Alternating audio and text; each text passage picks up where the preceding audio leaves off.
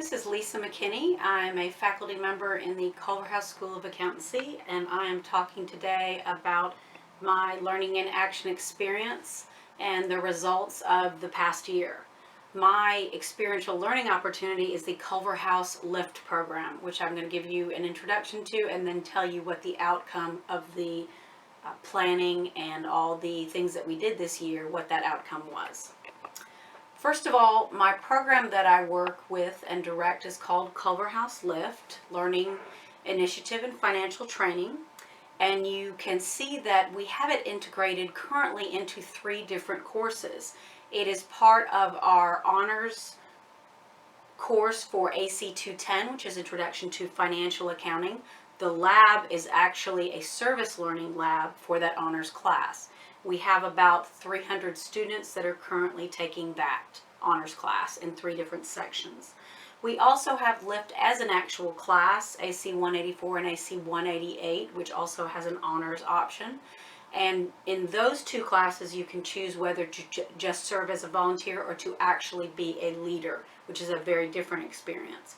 So our main objective of our program is to use university students to go out into the communities and teach computer and financial classes for free to people in the West Alabama communities. We are in various cities. We have about 50 classes a week, and we work with everyone from youth, teenagers, veterans, adults, senior citizens, and even prison inmates. So we have a lot of different experiences, which was actually one of the challenges of this project for me. And our ultimate goal of the program, because it is a business school initiative, is to provide the skills that future business leaders are not getting in the classroom. Provide those skills, those soft skills that they're not getting from textbooks. So, when wrapping up this year and thinking about what the most important outcome from the student learning experience, based on our analysis of the last year, I kind of narrowed it down to 2 different areas. The first one I realized out of our list of 12 different outcomes was creative thinking ability. And so I realized through the last year and through the assessments we have done that most of the information I was getting out of the assessments related to this area. And so what we sought to understand through our surveys and reflections was how the students were actually improving and exhibiting their problem-solving abilities in these different lift experiences. So we were trying to particularly see when they faced a problem, how they creatively attacked it, using the word innovative here, how they thought through it and tried to come up with something that they couldn't get from a textbook, and that came from their life experiences and from them challenging themselves to think differently, to be in situations they had not been in before. So we wanted also, as part of this, for them to connect what they were doing with their future business careers and to try to see, again, being creative, how might this impact their future business careers? Are there skills you're learning in this lift class that business leaders need? The other area we had that I realized was one of our most important outcomes out of all of the 12 that we have was this area, critical thinking abilities. So this does kind of tie into the creative problem solving aspect, but in this area we were particularly looking at things like analyzing cost benefit. If I am going to change how I'm doing things in the classroom, does the benefit exceed the cost? And so this was, again, critical thinking abilities. Also in this area, taking risks in that learning environment, changing the way things that were done and trying different things that you had not tried before, just trying them on the fly. So again, assessing whether the risk was worth taking, and again, analyzing what the outcome of taking that risk was. So those were the 2 most important student learning outcomes that I realized we had encountered during this opportunity over the last year. Specifically, how the experiential learning opportunity has assisted the students to develop problem solving skills was assessed through the weekly reports and the reflections in particular that the class leaders had to submit.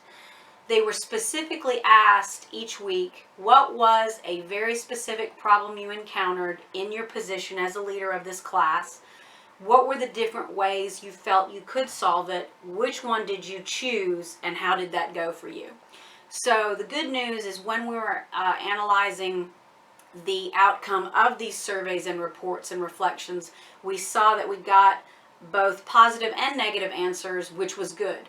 We saw that students recognized that they had not chosen the right way to deal with that problem, but had learned from it. So it wasn't just students said they made the right decision and solved the problem correctly. The important thing I noticed was they recognized when they had not chosen the right alternative and learned from that experience. So that again was directly part of our weekly reports and the different reflection assignments they had to do. Those assignments specifically targeted the problem solving aspect. Now, what I learned from the last year about this was the need for assessment and the challenges I would continue to have with assessment. The way we did assessments was we tried to capture through both quantitative and qualitative data the ability of that student to adapt to the environment that they were in, and their ability to connect what they were doing in the lived experience with their school experience. That often proved challenging because sometimes initially students would not see the connection between their textbook learning and what they were doing. Over the course of the semester experience, most of them did see that connection as the weeks went on. And so through our assessments, we were trying to judge the ability to make those connections and their ability to adapt in the environment. As we sit now, our biggest challenge still continues to be assessment. I gained a lot from the workshops and the different presentations I saw about assessment and from interacting with peers that were doing service learning opportunities. A lot of them gave me really good advice on how to do assessments when you had so many people. Our program has about 450 students in it, so that will always continue to be our number one challenge, because there has to be some kind of coding process when we analyze the data so that we can get meaningful points out of it. You cannot read 450 reflections times the number of weeks you have reflections and meaningfully codify that into something that we can use. So I'm still working on that, but the improvement from last year is significant. Again, that came from the reading material we were given, the workshops and presentations, and I think most importantly, the contact with peers at the university that were doing experiential learning programs.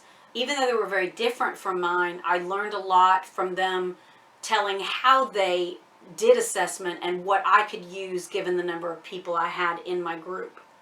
We're also going to continue to have a problem with variability amongst the different LIFT classes.